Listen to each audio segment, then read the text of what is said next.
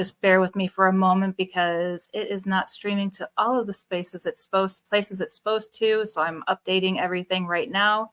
So waiting for that to happen before we welcome everybody to the show. But there we go. So welcome, everybody. I am excited to be here Tuesday. I hope the weather is beautiful by you here in Florida.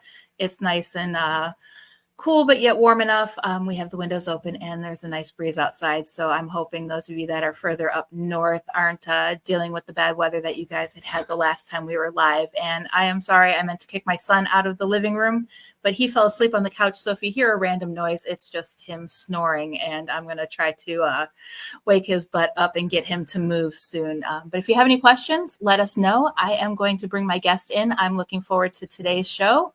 Welcome, Russell. Welcome to the show. Thank you for joining me today. Oh, thank you for having me.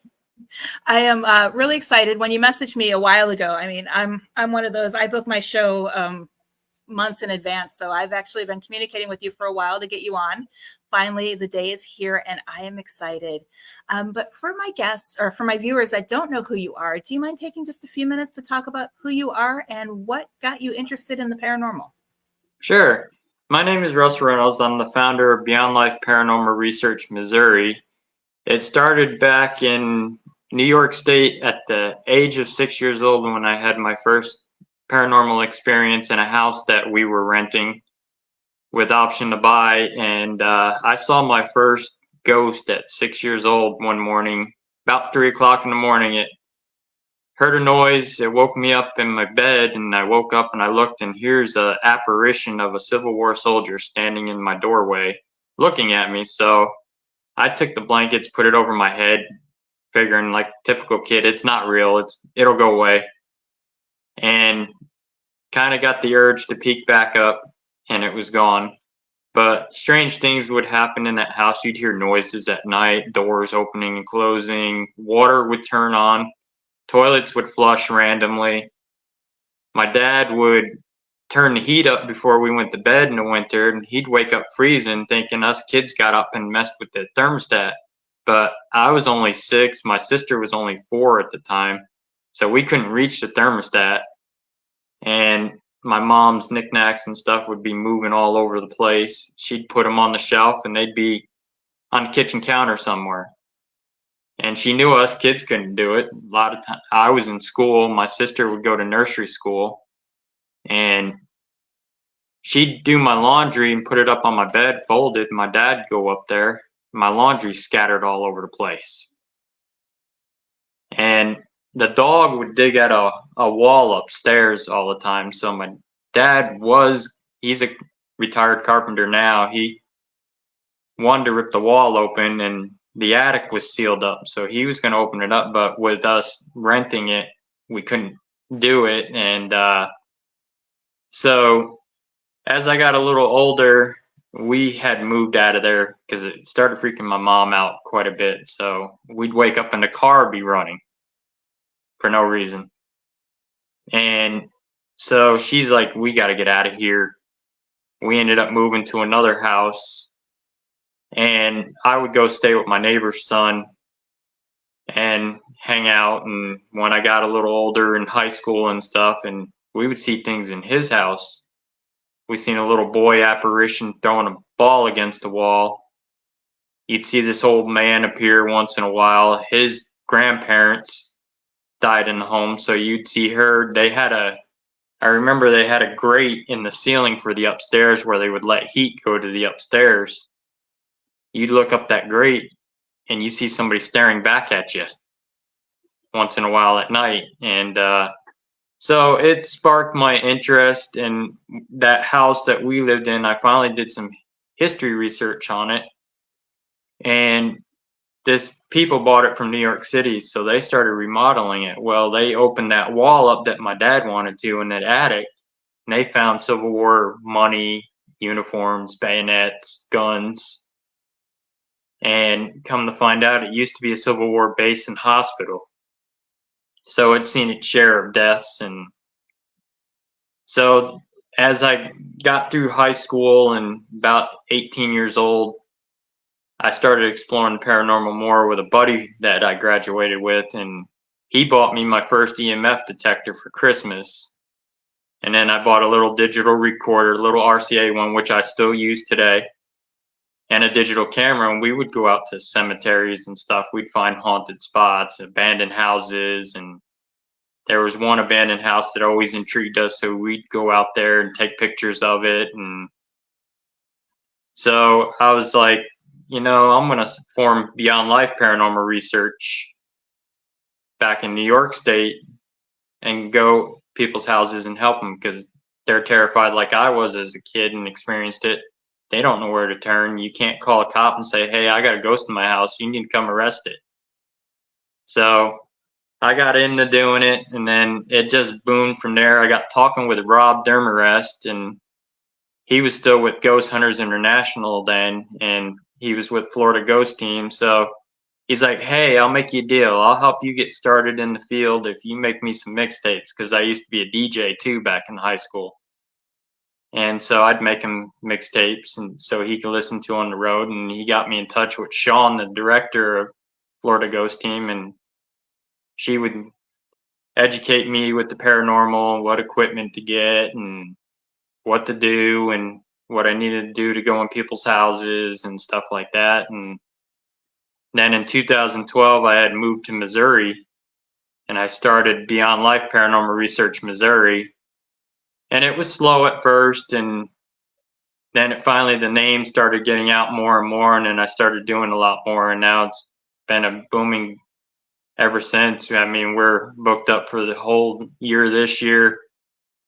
We probably over 130 cases deep with residentials, because we primarily do residentials. I mean, we've done some of the bigger places like Waverly Hills Sanatorium, Missouri State Penitentiary. We've done Pythian Castle. We've done Marshall Cinema, which was on an episode of Dead Files. We're the only team since Dead Files to go in there and actually investigate it. So, and we get calls all the time for residential. I mean, we're one of the few teams that'll go out and deal with something dark. So that's pretty much me in a nutshell. I've been doing this almost 32 years now. So Yeah, it's amazing how time flies when you're busy in this field.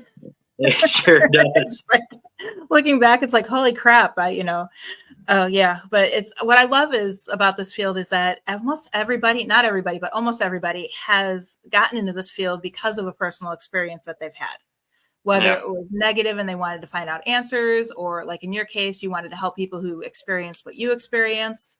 So there's always that underlying reason why people get started. And I love hearing those stories about, I actually think I might write a book on why people get into the field and have everybody chip in their stories, because everybody has a different and unique story, but it's all something paranormal, related. So it's kind of interesting. But Yeah, real it quick, sure is. yeah, real quick before I ask my next question, welcome Clairvoyant Rose to the show, and Lee. Lee is a regular watcher of the show every Tuesday morning. Glad to have you both here today. Now, with as many cases as you have, since you had said that you book them out like a year or so, however long you have to do it because of time constraints, because you can't go to like every home that calls you that, within the next week. How do you deal with someone calls you and it's an emergency situation that they need you there now?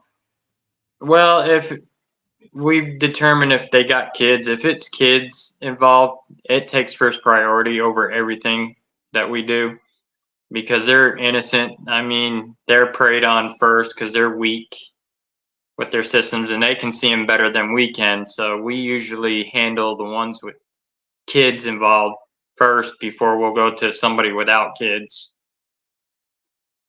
And I mean, we get calls saying, oh, I got a demon in my house. How do you know it's a demon?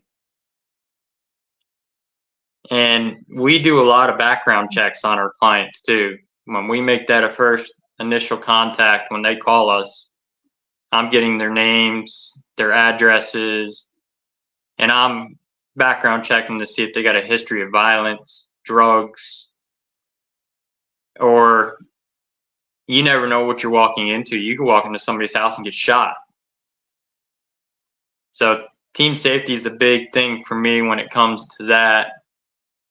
And a lot of times, I mean, we got called for one that was supposed to be a demonic case, and the girl was diagnosed schizophrenic. So, and you know, schizophrenic people, they hear voices in their heads because that's part of that disability. And she ended up, she was playing with tarot cards, doing readings for people, and she started hearing voices, and we went there, and place was infested with cockroaches. And she wasn't honest with us. Like my dad, he does our interviews because, like I said, he can see through people and he knows when they're lying to us. And he had a bad car accident back in the 70s, and he died and came back. So he can see spirits and stuff. So from that near death experience, and so he said to her, he says, "Where's the tarot cards?" And she didn't tell us anything about tarot cards. And her dad had found her decks, and she kept devil cards at all 3 decks. And we didn't capture no evidence in their apartment that they lived in. It was just more with her schizophrenic disability that she was manipulating it in her head. And there was no reason for us to do a cleansing. I was like, and she wasn't taking her medication. I'm like, you need to get back on your medication. And then finally, I got a phone call again. And this was probably about a week after that. She was hearing voices in there again. I'm like, there's nothing in there. We did not capture an EVP. We did not capture anything on camera. I'm like, are you taking your medication? No. I was like, you need to get back on that medication. And then we hadn't heard from her since. Yeah, no, we had a similar case like that, and it's we no evidence captured whatsoever outside of, we did get one EVP, and it was in the client's voice saying "get out," and it was an EVP, but with the video camera pointing towards her, she didn't talk. Right. So we thought that was kind of, it was interesting, but it wasn't, because there was no other paranormal activity that we experienced. We're like, okay. And she wouldn't go get medical help because we told her, go see a doctor. We're not saying you're crazy. We just want you to go get checked out. And she refused to do any of that. I mean, so how do you, Yeah, I mean, that was the hardest case I've ever done. Yeah, you can't help somebody that don't want to be helped. Like before we leave a house, we do a 3 home visit. Okay. And before we leave them with instructions, what to follow, especially when we do a cleansing. And if they don't want to follow it, then there's nothing you can do. If they're going to revert back to their old ways, you can't turn them around. It has to be them that has to help themselves. Yeah, and that's the hardest part is, even if you determine that there's paranormal activity there and, give them all the information you have, you cleanse the house, and then you give them their instructions. I mean, there's only so much you can do even once you leave, because if they're not going to continue, Yeah. or it's a tough one. And that's another reason why it's not that we don't want to help people, because I'll consult on residential cases all day long. I just, I had my heart broken by that last case. Because the poor woman was on the phone crying, I'm not crazy. I'm not 75-year-old woman crying. I'm not crazy. And I'm like, but honey, I can't do anything if you won't at least go see your doctor. Yeah, exactly. And it's tough. I mean, I've had people call me where they're on meth. Mm-hmm. I had one call me, said he had a demon living in his lip. And I asked him, I said, do you smoke meth? Yeah, I smoke meth. I said, chances are there's no demon living in your lip. Yeah. Yeah. Yeah. And the other thing too, I mean, I know everyone else has different perspectives on the D word, but when it comes to demonic cases, it's really hard because when someone comes to me and says, I have a demon in my home or a demon attached to me, my first response is, well, chances are you don't, because you can say that. Where if you had a demon attached to you, they're going to do everything possible to not have you say that. Right. So it's kind And of, I mean, a lot of them don't realize that your regular spirits, they will act demonic just to scare you out, because if it was their place at one time, you're trespassing. That's like if somebody that walked into your home, a stranger that's trespassing on your property or breaking in your house, you're going to want to hurt them because you're going to want to protect what's yours. And that's what a lot of them do. You're trespassing. You're a stranger in my house. You don't belong here. mm-hmm. Yep. Yeah, we actually had that on a case too. And actually, Brian, who was the leader, he's joined now, and I'll put his question up in just a minute. But he was the leader of the team at the time, and part of our team went in before us, and they immediately, it was determined it was a negative spirit. Some of the members were saying it was demonic. Then when we went back in, we actually kind of determined that it was the former resident was angry that the daughter was using a Ouija board. She didn't summon anything. She just angered the spirit that had lived there before her. Right. But it was coming across as demonic. And it's, and that's where the experience comes into play. You got to take that time to learn, research, and, don't jump to the conclusion. I would never tell a client they have a demon in their home. I would call a priest to go to their home and break the bad news to them, if that's the case for me. But I've seen so many teams that even in 5 minutes of talking to them, oh, there's a demon in your home. Yeah. And it's just like, no, don't do that. Because if someone is schizophrenic, then that's going to just make, their condition worse. Yeah. Yep. It's psychological on their minds, and then it just weighs on them, and then they end up going crazy thinking there's something demonic in their house, and it's not. I mean, we did do one of our very first cases was a demonic case. We got called into a home, and we physically watched an upside down cross get scratched in a lady's neck, and her eyes rolled in the back of her head, and she kept saying, "It's mine. I don't want them to leave." And we knew it wasn't malicious, because you can actually feel if it's something darker. You get that pressure on your chest. It gets real heavy, and you feel the extreme heat. And that case, it took us about 6 months to get it back to normal. Yep. And going back to the human spirits acting like demons, it's people don't realize that we don't understand what human spirits can do. And on that same case where some of the members originally thought it was demonic, the lead investigator that was with me, his eyes turned solid black and he lost track of time. Yeah. And immediately, if you saw that, if you were inexperienced and didn't know what was going on, it would be like, okay, demon stamp, we're done. Right. We're out of here. And we work with demonologist Farrah Rose Dio, which is Farrah Rose Perry now out of Springfield, Missouri, and she works for the diocese office here in Missouri. And we call her, if anything goes like that, south like that, we call her, and then she takes it from there.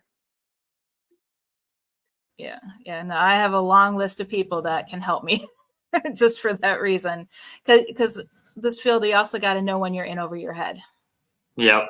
And I mean, we won't leave a client. If we can't handle it, we still won't leave them.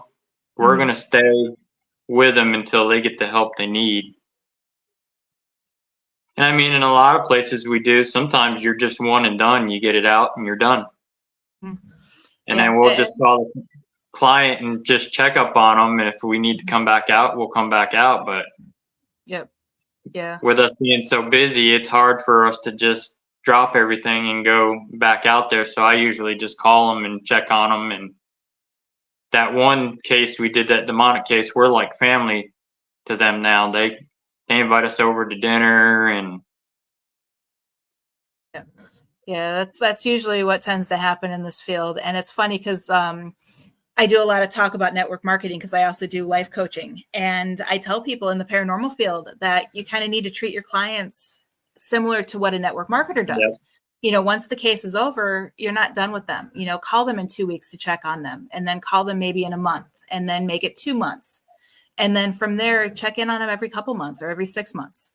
Yeah. Just simple, hey, how's it going? Just checking to see how things are, how you're doing. You don't need to call Right. them. A text message, nowadays works just as well. And if they don't want to talk to you, they're going to tell you, hey, I'm done. I don't want to talk about this anymore. And we've dealt with cases where people were just self-inflicting it for attention. Like we Mm-hmm. did one where a guy was getting scratched up. He had an upside down cross scratched in his forearm. He had scratches on his stomach. Mm-hmm.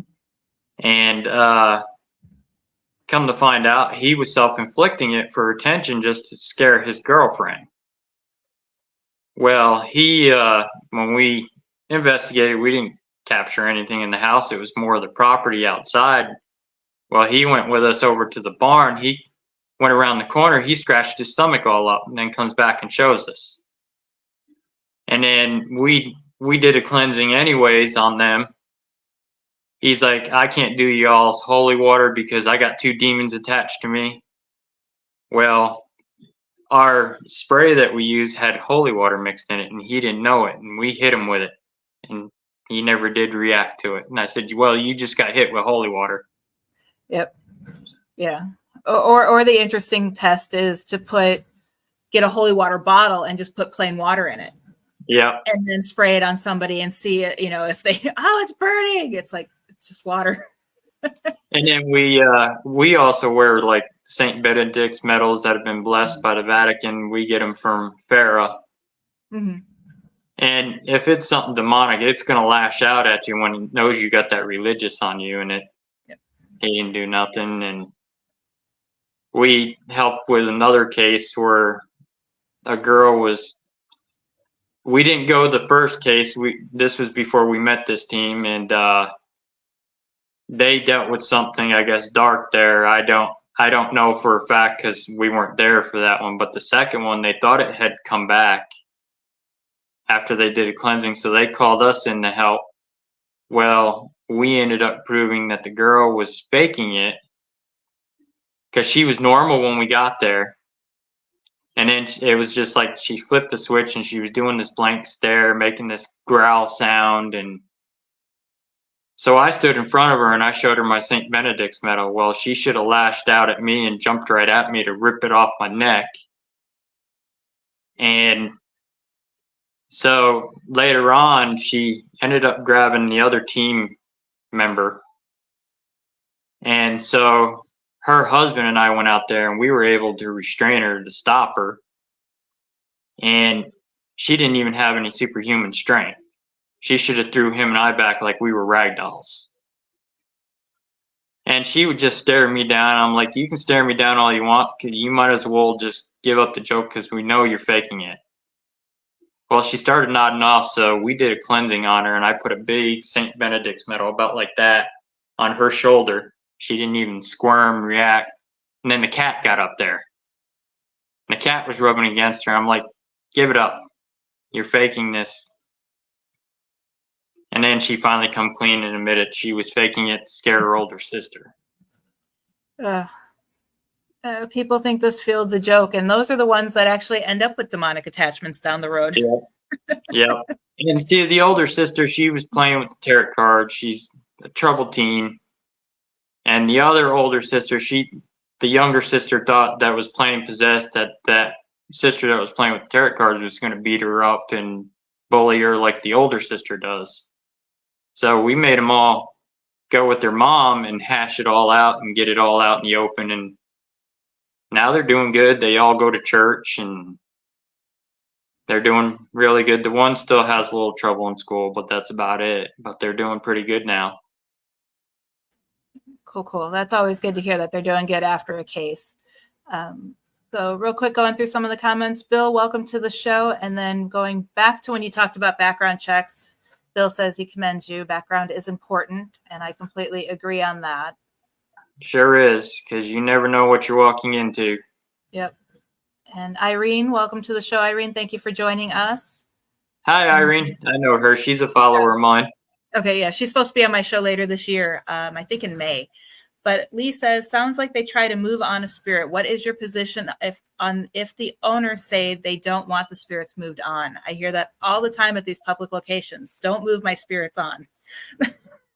Well, if they don't want it moved on, we'll commend their wishes and not. But if it's something malicious that's going to keep attacking them, we try to persuade them that it needs to go. You do not need that in your house. If it's a good one, we get rid of the bad and try to leave the good, because majority of the time the good ones will just move on their own.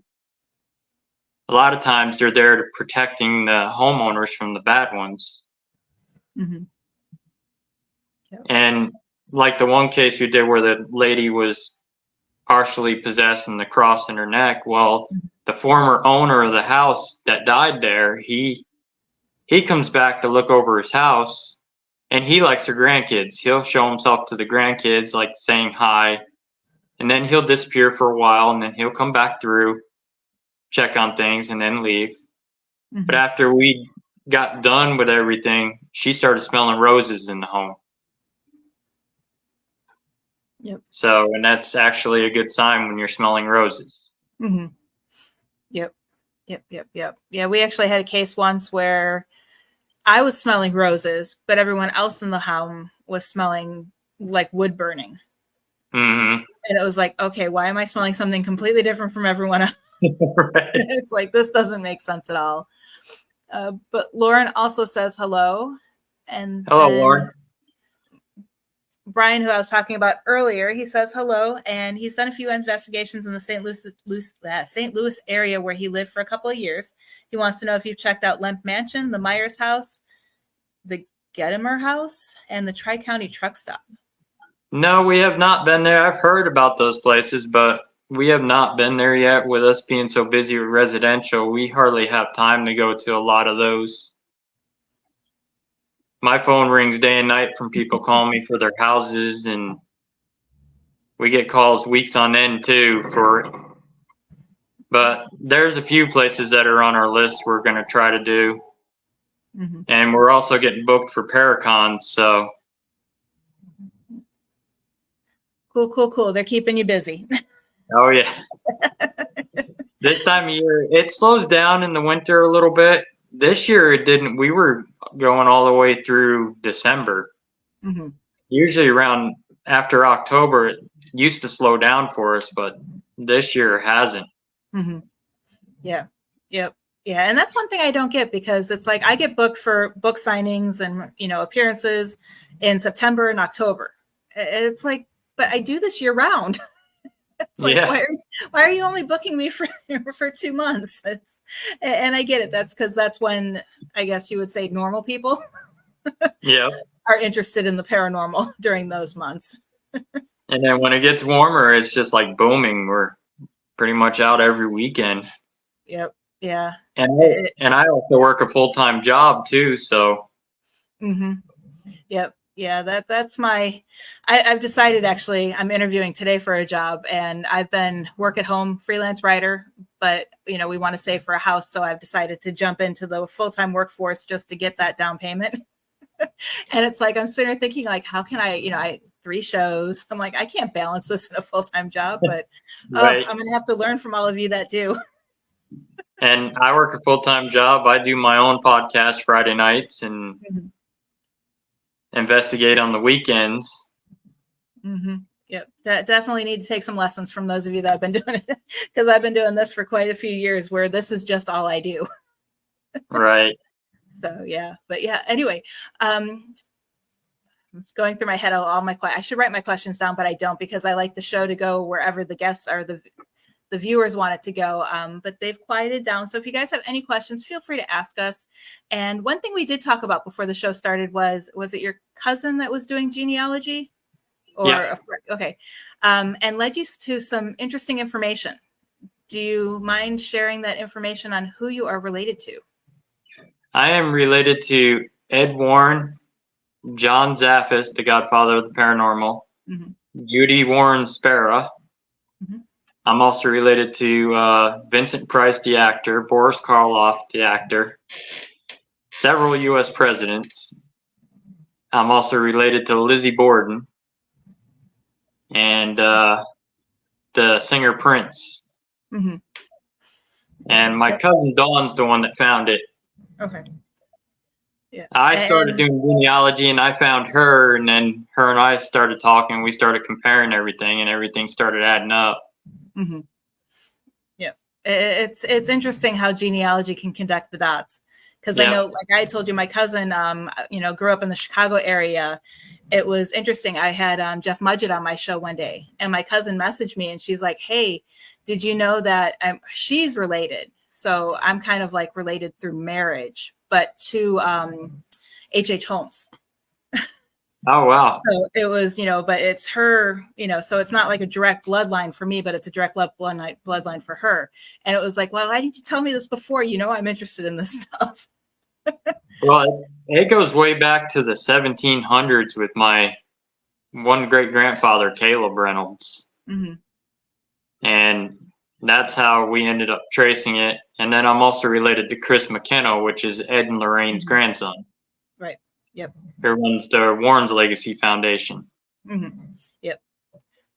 So, being a paranormal investigator, how did it feel to know that you were related to Ed? It actually felt pretty good because I've always looked up to them. I followed Ed and Lorraine through my younger years too, and their cases. And if it wasn't for them, we wouldn't be here today. What we're doing, they paved the way for us. They're the pioneers of it. Right. And I have great respect for Ed and Lorraine for what they do. Mm-hmm.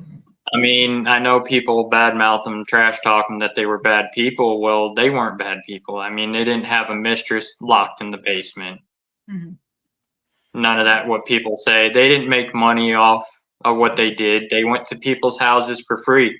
Ed was an artist. He would draw paintings of somebody's house, and they'd go up and knock on the door, and then they find out the house is haunted, and that's how they would do their cases. And that's like when they got called into the Conjuring case. Mm-hmm. Well, yes, they were asked to leave, but no, Ed did not get punched in the face. They did a seance that went wrong, but Ed never got punched in the face for it. They were just asked to leave. Right. And a lot of people make that story up that, oh, Ed got punched in the face, Roger threw him out. No, that wasn't the case. Mm-hmm. Yeah. And anything to make the story more interesting. Yeah. And looking 200 years in the future, it'll be, the demon threw Ed out of the house. Yeah. And I mean, the way stories change. That's like, if you go back on my show, my podcast, Chris McKenna, their grandson, was my very first guest. And he talks about his grandfather. His grandfather liked to tell stories. Mm-hmm. He even said that. And, but it was nothing negative about him or anything like that, that what people interpret, like that fake article that come out about him. And it's not true.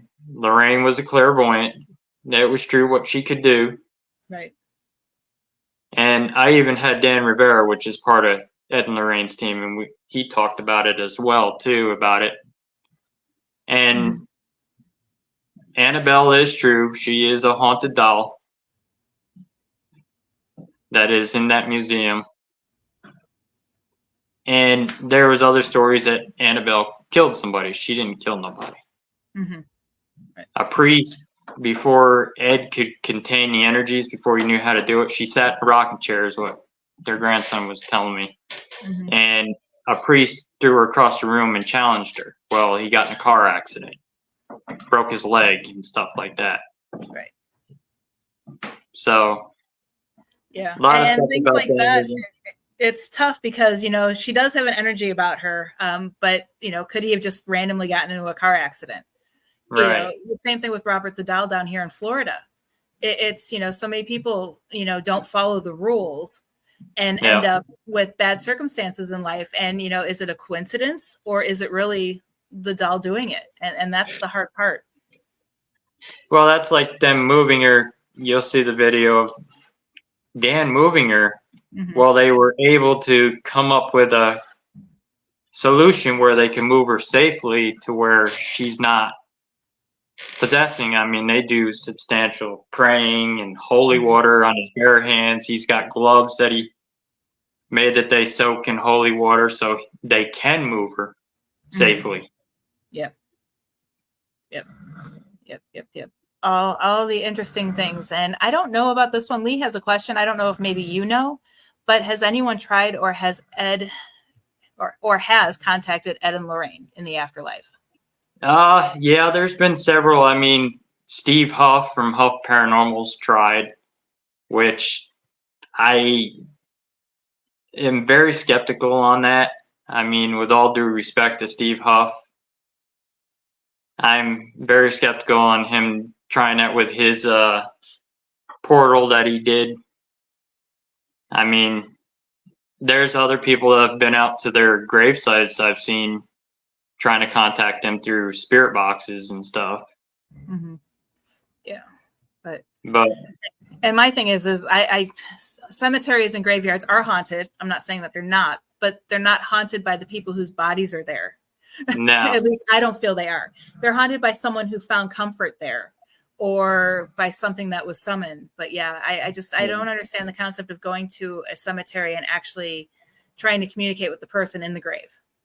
right. And I mean, that's like us. We don't do cemeteries unless they got an urban legend attached Mm-hmm. to it because we like to Right. help law enforcement with that because they'll get kids that go out there and want to, oh, I hear there's a ghost in this cemetery. Mm-hmm. We want to go out there and see it. And then they're out there vandalizing the cemeteries. And so we'll go out there to try to debunk the urban legends like we did one here in Missouri where there's a cemetery where they hear screaming out there where a group of kids went out there and they filmed it on YouTube. They wouldn't even get out of the car. And they say, you see the blue light, your car won't start. Well, so we went out there to debunk it and we seen the blue light. One member and I did. We seen it floating along a stone, went to it, and it disappeared. We were able to debunk the screaming as it was a bobcat screaming out there and coyotes screaming out there. And the only interesting paranormal thing we had out there was we had a recorder, and this was broad daylight, sitting on a headstone out there. You can hear us all in the back of the cemetery talking. You can hear something walk up to the recorder and shut it off.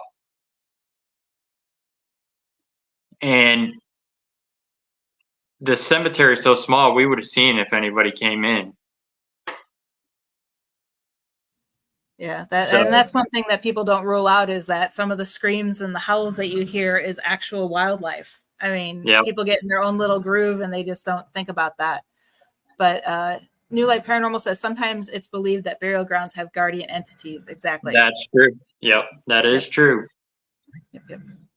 Because I mean, we've got one here in St. Joe called Felix Grave. The kids, it's Mm-hmm. back in the woods, so the kids sneak through the conservation area. They go out there and they party and they have sex on tombstones. They've knocked them over, and I've been out in that cemetery, and yeah, there's something angry there because they destroyed their graves. I caught a black shadow figure out there standing on the edge of the woods, but I mean, it's because they were out there drinking. There's beer bottles everywhere. There's wrappers all over the place. I mean, they've just destroyed the place. Yeah. Yeah. Unfortunately, that's sad. That's really sad that people do that. Well, with being in the field and having as many residential investigations that you have done, if let's say someone new is coming into the field, what advice would you give them? If you're gonna start out, don't start out like I did. I learned the hard way before I got with Rob. I was investigating solo and was a dumb kid, didn't know nothing in it until I met Rob, and then Rob got me set to the right direction. Go with an experienced team, learn from them. Don't try to go out on your own. Running a team is not as easy as you think. It took me almost 30 years to get where I am today with hard work. And I mean, it's easier to go with somebody else and work with them on a team than trying to do it on your own. And you never know, if you're not experienced enough and you're going out solo investigating, you don't know what's going to happen. You could get seriously hurt doing this. To a lot of these thrill seekers, they think this is a game. This stuff's not a game. It needs to be taken seriously and not lightly. I mean, I've got scars on me where I've gotten scratched several times. I did a case in Oklahoma where a guy was he was a Satan worshiper, and he was calling in stuff that was kind of dark, and he's got kids in the home, 2 young boys and a daughter, and I took his demonic items. I've got them locked up, and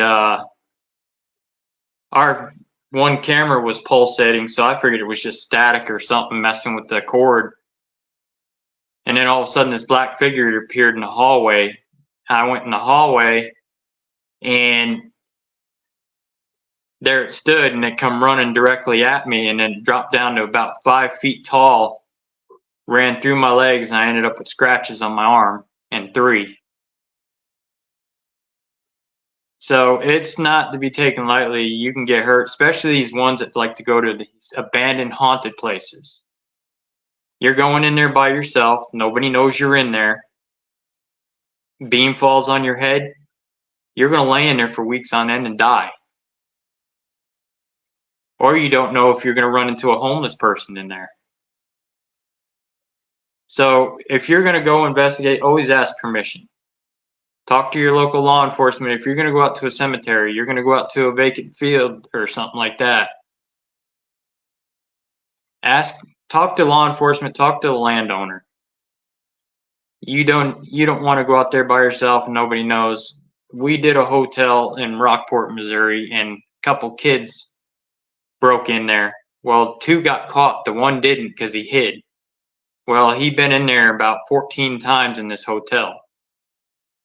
And we were there working on it and trying to help the owner. Well, he kept walking by, and I said to the owner, I said, how much you want to bet that's one of the kids that broke in here? And he's a little urban explorer, 14 years old. He comes by and he says, which one are you or the owner? And the lady speaks up, I am. He says, well, I want to apologize. I'm one of the kids that broke in here. I've been coming in here quite a bit, and I brought a Ouija board in here.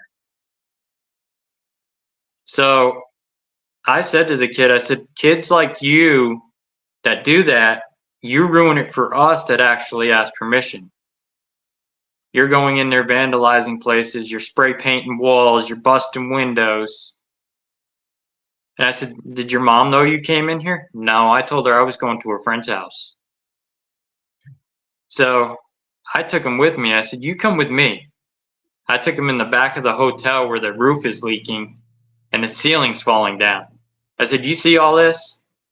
You're walking in here and you're hiding out in here. One of them beams fall on you. You're not going to know it. You're going to be laying there either hurt. I said, the owner don't get down here all the time. You're going to go missing because you told your mom you're at a friend's house. And they're going to find you dead in here. And I'm like, you need to ask permission before you start going into these abandoned places. And that's the same with these he wants to be a paranormal investigator. And I said to him, learn from a team that's experienced. Don't do it on your own. Yeah, and that's one thing that, that's the perfect story, because so many people don't realize that. And they think that because it's abandoned, it's fair game. And it's not, No. Yeah. And I'm looking right here at the comments. Nightlight Paranormal says, yeah, always tell someone outside where you are, who you're with, and when to hear back from you. And then, of course, never trespass. Always get that permission. Yep, exactly. It's sad that they have to tag places like that. So many historic places have been like that. Yeah, we did, for filming a documentary, we went to an abandoned mine, but we had permission to be there. And just all the graffiti It was Yeah. in the trash laying around. It was so sad. Well, that's like Waverly Hills Sanatorium. When we went, there was still graffiti on the walls from when it sat abandoned for all those years. And Mm-hmm. there was a group of kids that broke in there, and they went up to the 4th floor. Well, the door shut behind them. They were trying to get out. They put an axe to the metal door trying to get out, and they ended up having to call the cops because they were stuck in there. Yep. So did the spirits lock them in? Yep. Because they took the axe and they damaged the windows trying to get in. Mm-hmm. Well, Waverly is one of the ones you do not want to break in and mess around with. It lives up to its name, the most haunted place in America. Yeah. I mean, I've had several personal experiences in there where I've gotten pinned to a surgery table in there doing an experiment. Mm-hmm. Yep. And there's one on the 1st floor that's angry. He does not like people. Mm-hmm. Yeah, that's what I've heard. I was supposed to go there, but COVID hit, and I ended up not going but the rest of my team went, the team that I was on, and it was too early in COVID for me to take the flight with any risk. Right. Yeah, we drove out. We did the 13-hour drive. Okay. Yeah, we were in Vegas at the time, so that was half the team was in Vegas, half was already in Missouri. So it was one of those where I wasn't about to do that drive. It is an interesting place. I mean, what we did was Vince, our tour guide, he had a group there where they weren't getting nothing. Mm-hmm. So they were complaining. So he took them out to the 4th floor surgery room. Well, he laid on the surgery table doing the Estes method, and he had his leg get lifted up. Mm-hmm. He was telling us on tour, well, so we decided to do an experiment. I laid on the table, had a member wheel me under the light, and I was playing like I was sick. I was coughing, and he was yelling, we need a doctor. Mm-hmm. Well, we heard something come into the room. We had a motion light in the doorway. It kicked on. I went to sit up, and I couldn't move. It was like I was being pinned, all my legs, my arms, my chest. Mm-hmm. And we hear 2 women scream in the hallway. Well, we were with another team, so my initial thought was text that other team because they had female investigators on the team. They were on the 5th floor out on the roof. They were doing an Estes method. Mm-hmm. So it wasn't them. And this was right outside the door. Right. Yep. It's one of those where it's like, I always hate to say that I love when things like that happen, but I love it when you can have those personal experiences that tie back to a historical event. And then we had a figure walking back, come running in between us. It was about 5 foot tall. It was white. And I mean, it came past us quick. You could feel the cool breeze when it come past us and then just disappeared. Mm-hmm. Yep. And the other team was coming in behind us, and they never saw it. Yeah. And what's funny too is half the time you experience it, but it never happens on video. No. And then the creeper at Waverly Hills, I seen him. We were getting ready to start, and my one member, she smoked, so she went to have a cigarette before we started. So I'm milling around the atrium, and I went to the outer catwalks right by the 2 sisters' room, and I see this black shadow. So I call my one member over. I'm like, hey, keep the camera pointed towards that. I said, you see it? And he saw it crawling across the floor. So I went running down towards it. As fast as I went towards it, it went down over the catwalk wall and down to the bottom floor. Not many would go chasing after that. Yeah, I'm kind of the daredevil of my group. I'll do most things that some won't. I'll use myself as a guinea pig in certain things. Yep. One last question before we start closing out the show, but I know we've talked about this briefly about people not wanting spirits cleared from their home, but how do you feel about people that attempt to clear spirits from a haunted attraction? I mean, with me, if you're there to help them, all and well, go for it. But I know a lot of the people that own those attractions, they don't want them gone because that's their moneymaker. Mm-hmm. They get people to come there. Yep. Yep. Yeah, I mean, I like, haven't been on an investigation when it happened, but I know people who've been doing investigations and they had a spirit that they crossed over and then they got yelled at by the owner. yeah, I mean, there's a lot of, like, Waverly Hills has got it there. No sage, no cleansing items. Missouri State Penitentiary's got them. Mm-hmm. Yep. And that's another interesting place if you ever get to check out is Missouri State Penitentiary. Mm-hmm. Yep. Yeah, that's one of the places I want to get to. Yep. Do the overnight. Don't do like the ghost tours. Mm-hmm. Do the private overnight. You get free range of the prison. You're out. It starts about 7. You go out with the tour guide. They walk you around, and then you're on your own for the night. Mm-hmm. Okay. I'll have to keep that in mind. But again, thank you so much for being here today. Super excited to have you on. Definitely going to have you on in the future. Had a blast chatting definitely. with you. So, and before we go, can you just kind of let everybody know where they can find you if they want more information or if they need to contact you for help?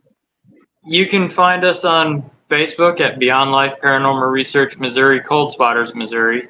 You can find us on Instagram of Beyond Life Paranormal Research Missouri. You can search us on Google. If you search up Paranormal Investigators of Missouri, we're the first ones that pop up. You can find me on TikTok, BLPRMO.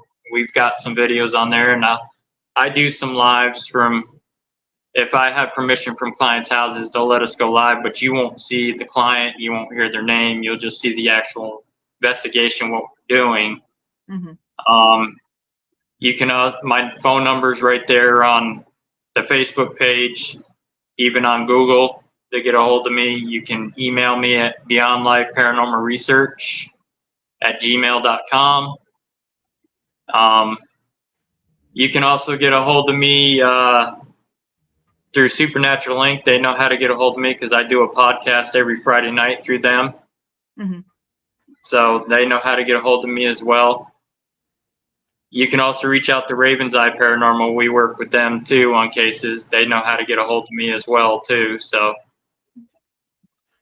Perfect. And again, thank you. But for those of you watching, you could always catch this replay. I'll have it uploaded to YouTube tomorrow, and that's Heather Lee PhD on YouTube. And you can always catch the show live or the replays on Exploring the Paranormal Show. And we also air live on Parallax One and Things Network. And we are taking next week off, but join me on March 12th at 11 a.m. Eastern. I'll have Philomena Thomas. Her and I are working on a research project involving the Hat Man. So we will be discussing what's going on, what to expect, and a whole bunch of more interesting things that we have happening there. And also for those of you who follow Ghost Education 101, Philip and I will be live tomorrow night, 9 p.m. Eastern, on Parallax TV and Ghost Education 101 with a special guest, the Haunted Librarian. She's a fan favorite. She is back for a presentation on dark tourism. So again, thank you, Russell. I will definitely be in contact to get you booked later this year. Had a great time talking to you. But unfortunately, an hour is just not enough time. No, it's not. So I do my show an hour long, and I get guests on there. Like I've had Keith and Carl Johnson on there, and in the many years they've got combined together telling stories, it's an hour's not enough. We're doing a part 2 this Friday night on Supernatural Inc. and my Facebook page. Okay, perfect. Yeah, I used to do the show for 2 hours, and it seemed like it dragged forever. And then I switched it to an hour, and it's like it's just not enough time. Yeah. And people can catch us at the OmniCon event this weekend in Independence, Missouri. We're going to be there walking around supporting Supernatural Inc. and Raven's Eye Paranormal and Omega Paranormal Investigations, who run the Paracon. Okay, perfect. Have fun with that. Let me know how that goes. I've always been interested in that. Stay tuned. We are booked in September for 2 Paracons. I'm waiting on details yet for it. One in St. Joseph, Missouri, and one in Kansas. Okay. Perfect. Definitely let me know, and I'll make sure I share that as well. I like to share what my past guests are doing and have done. So definitely let me know.